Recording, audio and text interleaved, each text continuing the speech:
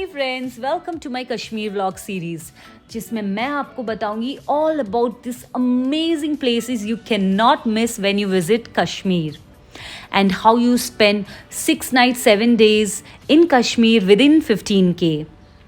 मैं आपके साथ कॉन्टैक्ट डिटेल्स भी शेयर करूंगी, best budget hotels and travel options का डिस्क्रिप्शन पे।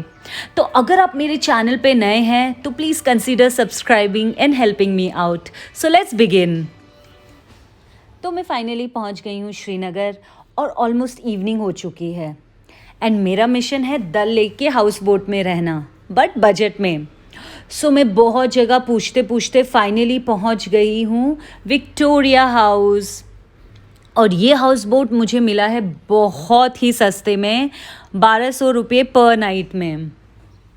चलिए मैं आपको फटाफट हाउस बोट का एक टूर दे देती हूँ।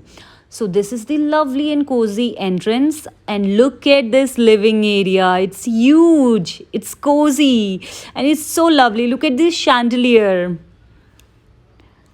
चलिए रूम में भी चलते हैं। My room is quite cozy one, and let me give you a tour of it.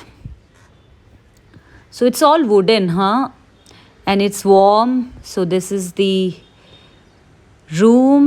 It's very, as you can see, it's comfortable, but it's small, yet comfortable. And this is the bathroom. So yeah, it kinds of meet your basic requirements, so all good.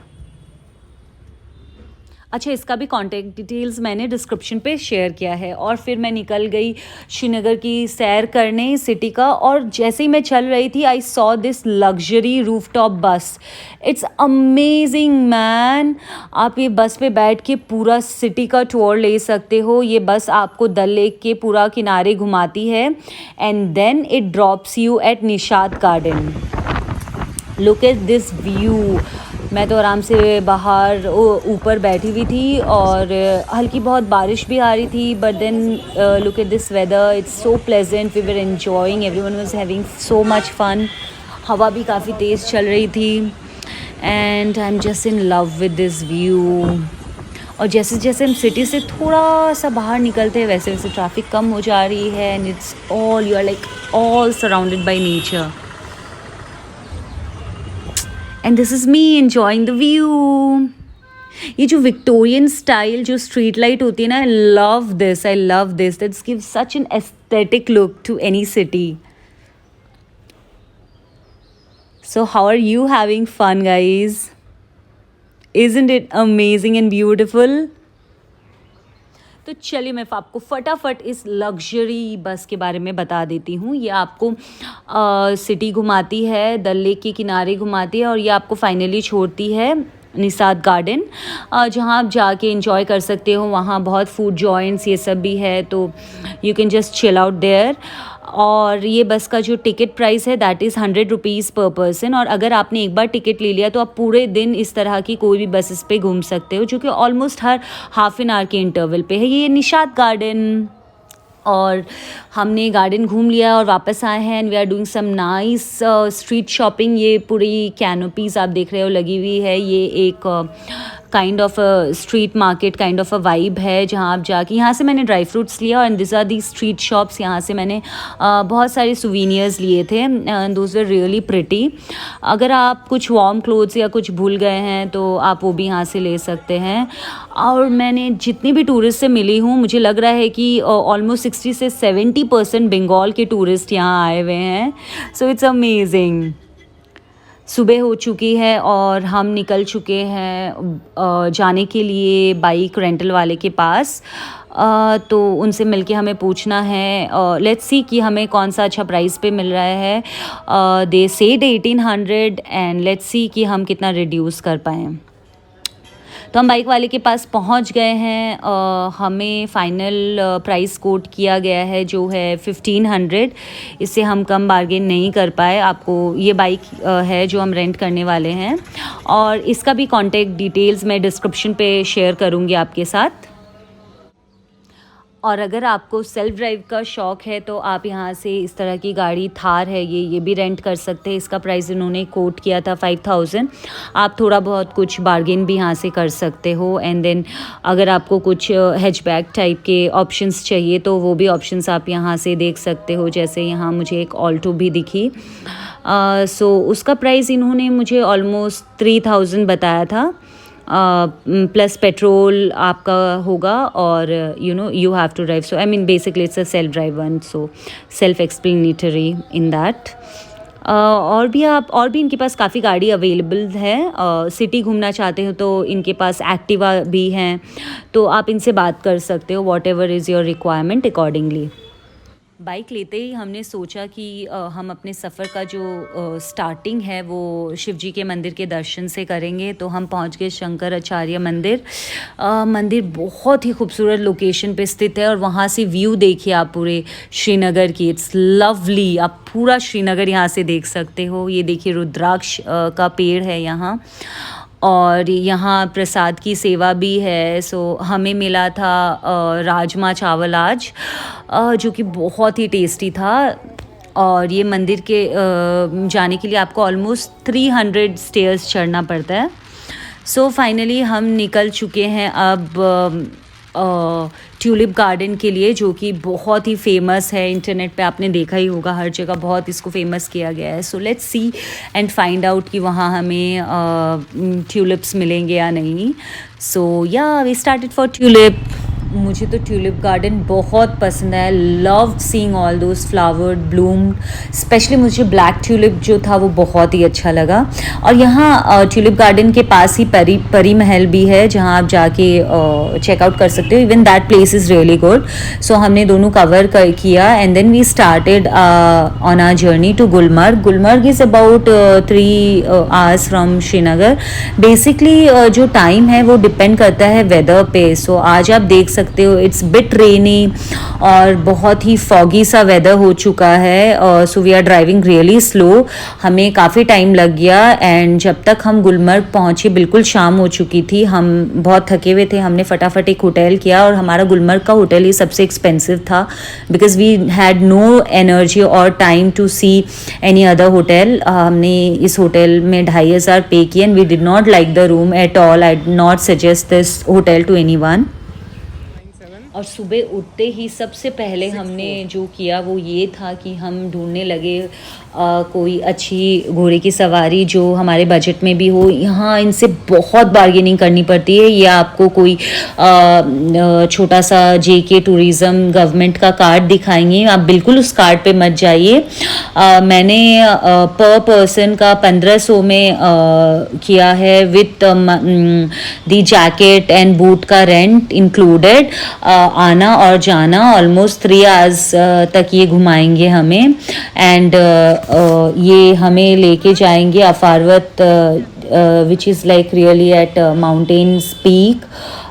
तो आप ये सब चीज़ ध्यान रखें, उनसे पहले ही बात कर ले। और ये आपको बहुत सारी चीज़ चिपकाने की कोशिश करेंगे, for example guide and everything, तो आप वो सब कुछ मत लें।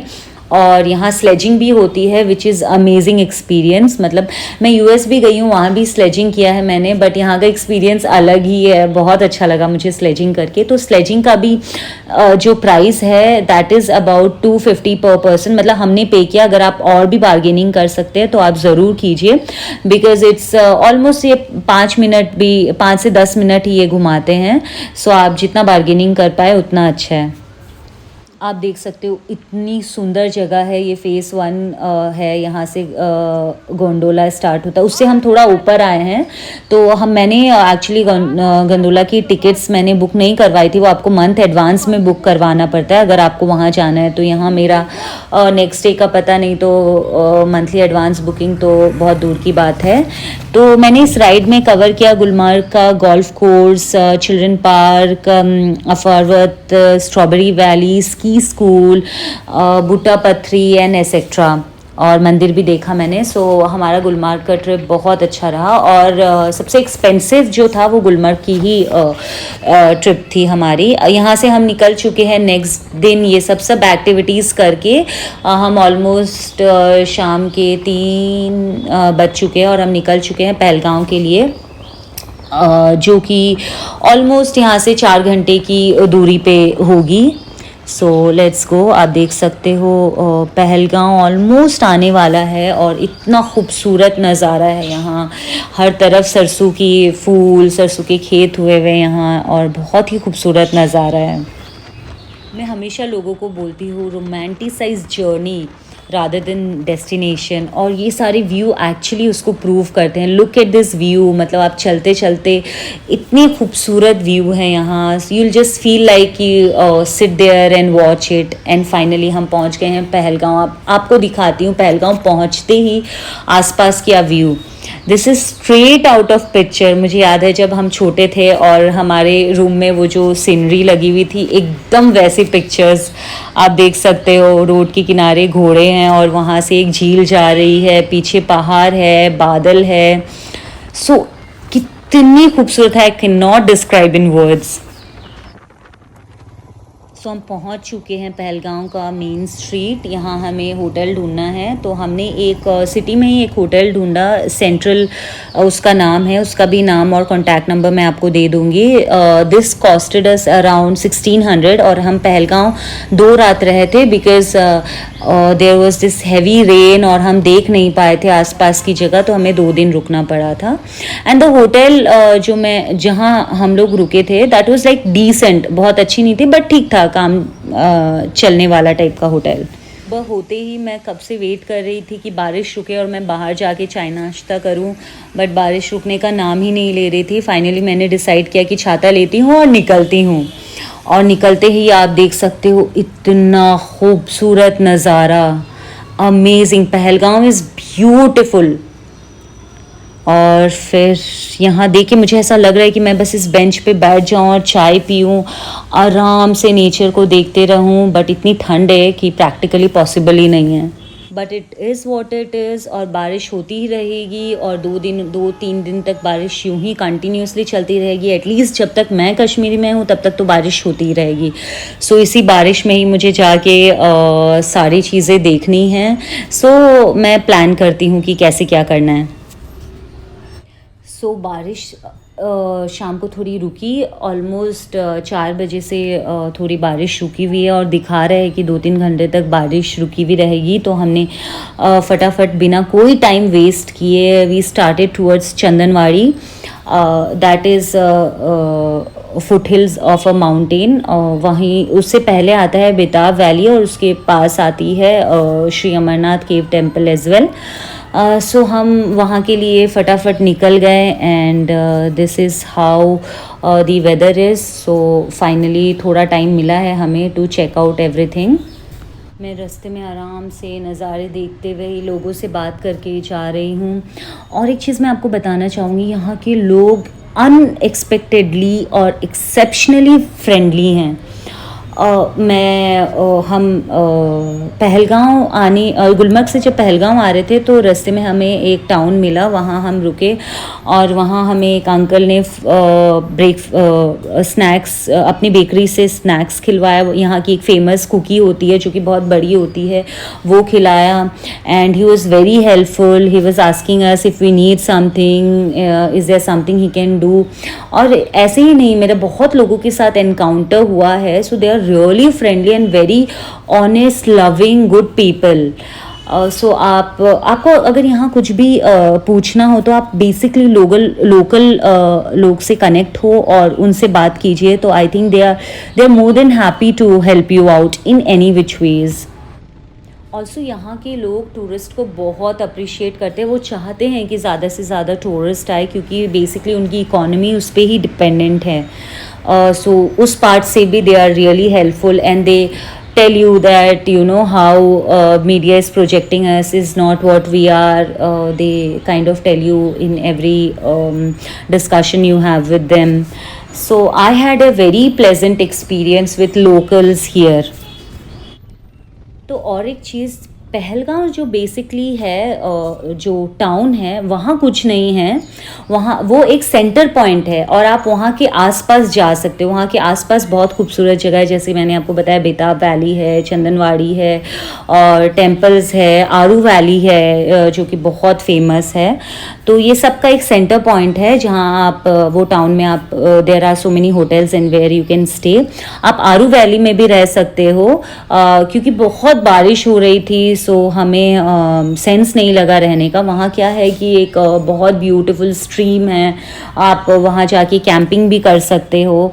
So that would be a very good experience. अगर अच्छा सनी डे है या फिर विंटर है तो आप वहाँ ज़रूर रहें, वो भी एक अलग एक्सपीरियंस है। Because I have seen Aru valley and it's amazing, it's beautiful, worth visit.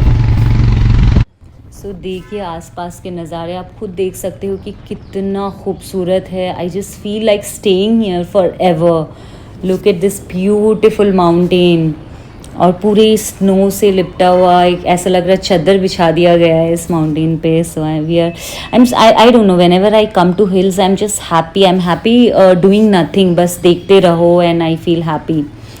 और ऑलमोस्ट हम चंदनवाड़ी पहुंच गए हैं। काफ़ी आज लग रहा है काफ़ी लोग भी आए हैं यहाँ। सो चलते हैं चंदनवाड़ी और चेकआउट करते हैं कि क्या क्या एक्टिविटीज़ हैं। सो यहाँ चंदनवाड़ी पे आपको रेंटल मिल जाएंगे, जैसे बूट्स या फिर जैकेट अगर आप नहीं लाए हो तो वो भी मिल जाएंगे।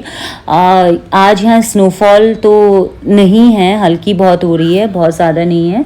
तो अगर स्नोफॉल हो तो आप वो भी कर सकते हो। यहाँ स्लेजिंग भी करते हैं यहाँ, ये सब एक्टिविटीज़ आप यहाँ कर सकते हो। अब बस वही है कि आपको फिर से बार्गेनिंग बहुत करनी पड़ती है। यहाँ कुछ भी प्राइस कहीं भी फिक्स नहीं है, सो आपको बहुत बार्गेनिंग करनी पड़ेगी हर जगह। और आप अगर ग्रुप में बार्गेनिंग करो और बहुत कम से स्टार्ट करो तो वो भी एकोमोडेट करते हैं। So this is one great tip I learned. और मैंने चंदनवाड़ी पे बहुत मस्ती की, बहुत अलग अलग पोज में मैंने पिक्चर्स भी ली, specially with my bike and everything, and it was a lovely experience. वहाँ मुझे बहुत बच्चे मिल गए थे तो मैं उनके साथ स्नो से खेली और मुझे वहाँ बहुत अच्छा लगा। And now we are going back और अभी हम बेताब वैली भी जाएंगे। And in the meanwhile I am just looking around me और ऐसा लग रहा है कि everything around me is a destination. Actually everything is worth coming here. Look at this beautiful scene and look at this cloud, कितना नीचे आया हुआ है। Isn't it amazing? इतना खूबसूरत scene, seriously man, look at this. मैं भी अब थोड़ा फिल्मी हो जाती हूँ, बहुत स्टाइल में। मैं भी अपना स्कार्फ विंड में उड़ा के एकदम हीरोइन की तरह बाइक पे चल रही हूँ। एंड आई एम टेकिंग मेरा खुद का मैं वीडियो ले रही हूँ। ऑब्वियसली कौन लेगा, मेरे हस्बैंड तो बाइक राइड कर रहे हैं, so I have to do all the work. और हम चल पड़े हैं वापस अपने होटल की तरफ। सो या that's it for now. Next morning हम वापस श्रीनगर के लिए निकल गए। आप देख पा रहे हो कि कितनी बारिश है। एक्चुअली हमें जाना सोनमर्ग था, बट वो बहुत एक लंबा स्ट्रेच हो जाता है पहलगांव से सोनमर्ग, तो हमने बीच में श्रीनगर में ब्रेक लिया।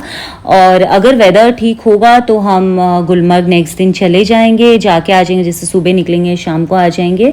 बट जिस हिसाब से वेदर फोरकास्ट बता रहा है कि बहुत हैवी रेनफॉल है next almost 3 to 4 days, so उम्मीद कम है। Let's see. And finally we are about to reach Srinagar. आप यहाँ भी देख सकते हो हर तरफ सरसों के खेती लगी हुई है and beautiful yellow flowers has covered the bed of nature. Just feel like looking it again and again. मैं वापस पहुंच चुकी हूँ श्रीनगर और यहाँ पहुँचते पहुँचते मुझे ऑलमोस्ट शाम हो चुकी थी। फटाफट मैंने एक होटल बुक किया, वहाँ हम फ्रेशन हुए because we were all wet. बहुत हैवी रेन हो रहा था, rain coat could also not protect us. हमने फटाफट चेंज किया, फ्रेशन अप हुए and then we came to take a stroll at ghat. एंड बस वो नज़ारा ही इतना खूबसूरत था। हम घाट पे घूमे and we were just planning, क्योंकि हमारे पास एक दिन और पूरा फ्री था कि हम क्या करें। बट अनफॉर्चुनेटली वो दिन भी बिल्कुल बारिश हो रही थी, तो हमने प्लान किया कि हम यहीं रहेंगे और श्रीनगर के आसपास का एरिया घूमेंगे.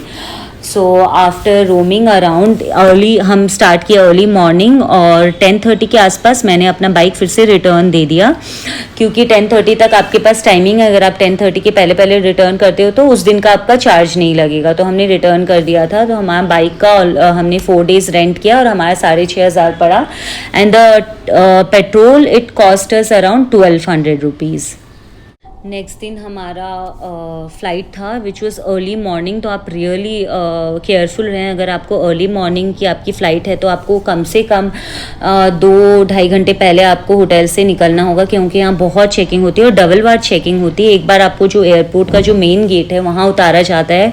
अगर आप ऑटो में हो तो आपको वहीं ऑटो आपका छोड़ना पड़ता है, एंड देन आप आगे जा सकते हो वहाँ की लोकल कार या कुछ सर्विसेज में. वहाँ भी आपका सिक्योरिटी चेक होता है. वंस आप वो क्लियर करते हो तभी आप एयरपोर्ट के लिए जा सकते हो.